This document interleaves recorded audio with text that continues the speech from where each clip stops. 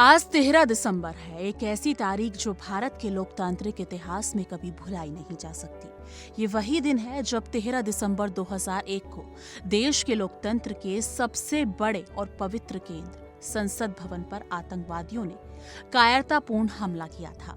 ये हमला केवल एक इमारत पर नहीं था, बल्कि भारत की संप्रभुता, संविधान और लोकतांत्रिक व्यवस्था पर सीधा प्रहार था। हर साल इस दिन पूरा देश उन वीर सुरक्षा कर्मियों को श्रद्धांजलि देता है, जिन्होंने अपने प्राणों की आहुति देकर संसद और देश को एक बड़े संकट से बचाया। आज संसद हमले की बरसी पर पूरे देश में शहीदों को याद किया गया और राष्ट्र ने एक बार फिर उनके बलिदान के सामने सिर झुकाया। शनिवार को संसद परिसर में आयोजित श्रद्धांजलि कार्यक्रम बेहद गंभीर और भावुक माहौल में संपन्न हुआ। प्रधानमंत्री नरेंद्र मोदी ने 2001 के संसद आतंकी हमले में शहीद हुए सुरक्षा कर्मियों को पुष्पांजलि अर्पित कर नमन किया।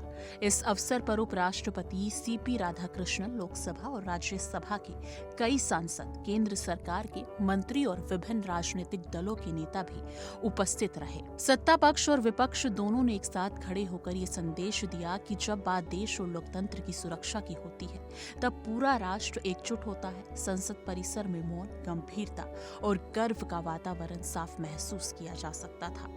कांग्रेस सांसद और लोकसभा के नेता प्रतिपक्ष राहुल गांधी भी शहीद सुरक्षा कर्मियों को श्रद्धांजलि देने संसद पहुंचे। वहीं उत्तर प्रदेश के मुख्यमंत्री योगी आदित्यनाथ ने संसद हमले को राष्ट्र की संप्रभुता पर किया गया क्रूर और कायरतापूर्ण हमला बताया। उन्होंने कहा कि जिन वीरों ने उस दिन अपने प्राणों की आहुति दी, उनका बलिदान आने वाली पीढ़ियों को देश के लिए समर्पण और साहस का पाठ बताता रहेगा।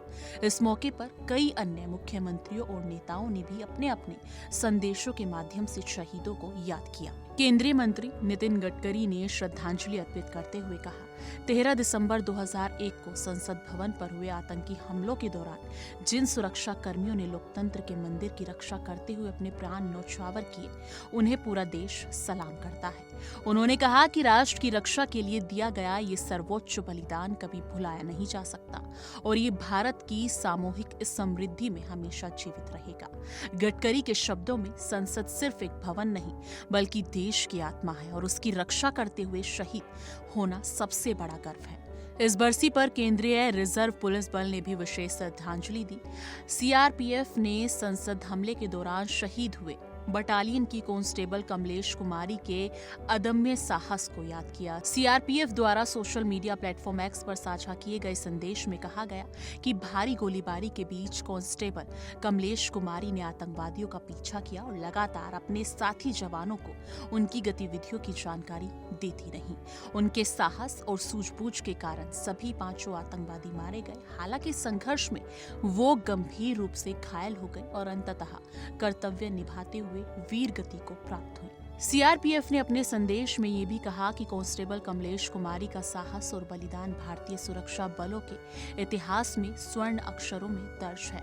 उनके अद्वितीय शौर्य और निस्वार्थ सेवा के लिए उन्हें मरणोपरांत अशोक चक्र से सम्मानित किया गया। सीआरपीएफ ने कहा कि वीर बलिदानी बताते हुए शाश्वत सलाम अर्पित किया और कहा कि उनका नाम आने वाली पीढ़ियों को प्रेरित करता रहेगा।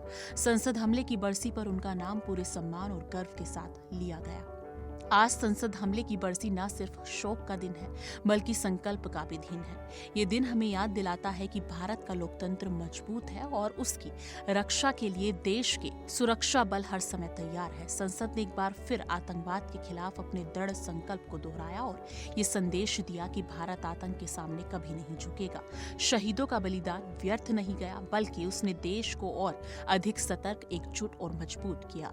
13 दिसंबर को पूरा राष्ट्र अपने वीर शहीदों को नमन करता है। ये दिन हमें ये एहसास कराता है कि आज हम जिस लोकतंत्र और स्वतंत्रता का आनंद ले रहे हैं, उसके पीछे हमारे सुरक्षा कर्मियों का लहू और बलिदान शामिल है। उनका साहस, समर्पण और देशभक्ति हमेशा हमें प्रेरित करती रहेगी। राष्ट्र उन वीरों को कभी नहीं भूलेगा जिन्होंने लोकतंत्र के मंदिर की रक्षा करते हुए अपने प्राण न्यौछावर कर दिए। जय हिंद।